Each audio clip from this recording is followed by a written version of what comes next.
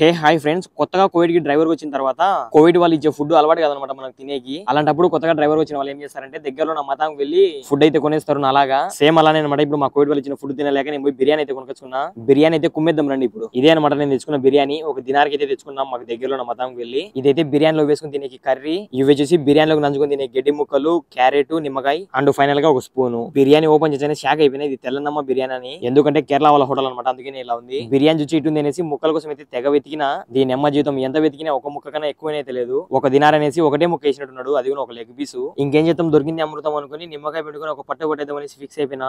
ఏ మాటకి అన్నమాట ఈ బిర్యానీ వచ్చేసి 285 రూపాయలు అనమాట ఒక దినార్ అంటే. టేస్ట్ అయితే పర్లేదు అనమాట, అడిగడికైతే యావరేజ్. ఇంత డబ్బులు పెట్టినా కంటే ఇంకా కళ్ళు మూసుకుని తినాలా. నేనైతే కోవిడ్ కి వచ్చినప్పటి నుంచి గమనిస్తున్నా, మా తమ్ముడు వీళ్ళందరూ బలి తింటారనమాట ఈ ఆకు ముక్కలు. ఇవి వచ్చేసి బిర్యానీ ఉంటే ఇవైతే ఇస్తారు. ఏమో అనేసి నేను ట్రై చేస్తే ఇదైతే పక్క జంతువులు తినేట్టుంది. ఇది మనతో కదలేసి ఆ గడ్డి ముక్కలు పక్కన పెట్టి టైం పాస్ కి మొబైల్ లో సాంగ్స్ పెట్టుకుని చట్నీ వేసుకుని తింటానా.